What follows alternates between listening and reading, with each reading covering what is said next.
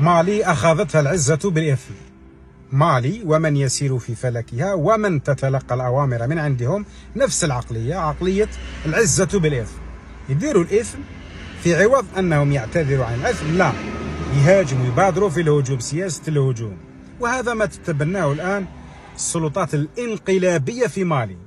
الانقلاب لا يحترم القانون ولا يحترم الدستور، هذا الواضح. يعني السلطات الانقلابية التي لم تكن شفافة مع مواطنيها وشعبها في مالي، وعادتهم بإجراء الانتخابات الرئاسية في مالي شهرين بعد أو عامين عفوا بعد الانقلاب، لم تفعل، مددت ذلك. نحن تقريبا في السنة الخامسة من الانقلاب المالي، ولكن لم ينظم أي انتخابات، بالعكس تم هناك تمديد ولاية الموجود حاليا هذا الانقلابي قويطة إلى أجل غير مسمى. ضيف على ذلك منع التجمهر والتظاهر ومنع أي صوت حر. ضيف على ذلك حظر كل الأحزاب السياسية في مالي. وبعدين يجوا يتكلموا هذه كتشوف هذه هكذا، معناتها هؤلاء لا يعترفون أصلا بحاجة يسموها القانون، يعترفون بحاجة يسموها الغاب، يسموها القوة، فرض منطق القوة على الشعب المالي بالسلاح، بأي شيء سميته، بالسلاح أو بالاستقواء بالخارج أو بالتآمر أو سموها كما شئتم. هؤلاء الذين لا يعترفون بالقانون قال لك نعترفوا به مع الجزائر. شفتوا واحد المفارقة، واحد الغرابة. يعني أنت تهجمت على الجزائر بالدرون حوالي لثالث مرة، الدرون أسقط في المرة الثالثة، لأنه في المرة الأولى أعتقد كان في المرة الأولى والمرة الثانية والمرة الثالثة، ليس في فترة ليلة واحدة، لا، شهرين قبل، وبعد ذلك حاولوا بعد شهر، وبعد خلاص أنت في المرة الأولى معليش، المرة الثانية معليش، حتى يعني هكذا أخلاقيا الجزائر ما حبتش في المرة الأولى وما حبتش في المرة الثانية، ما حب إلى غاية المرة الثالثة.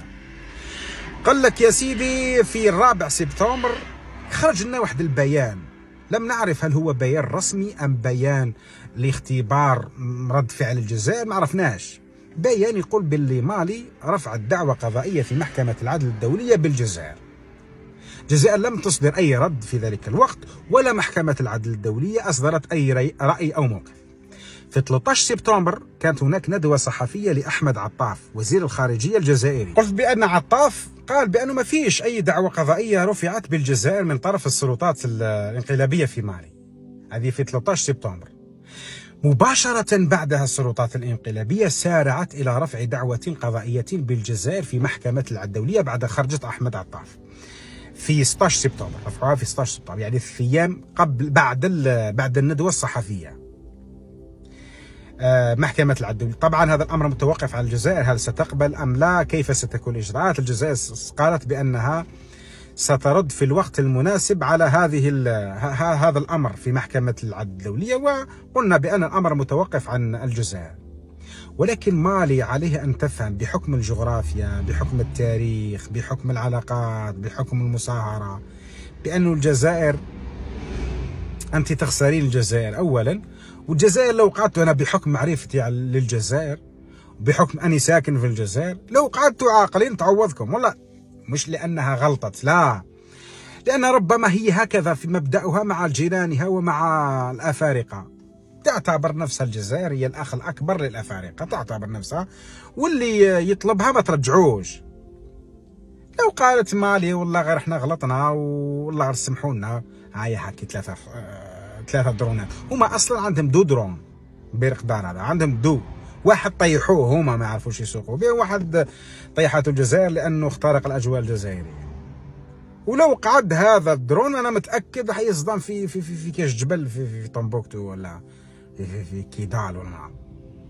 لذلك صعب شخص لا يعترف بالقانون، مثل يعني احنا دائما هكذا، كاين ناس عباد يعترفوا بالقانون الا عندما يعني يكونوا يحسوا روحهم مظلومين. الله يجعل الخير.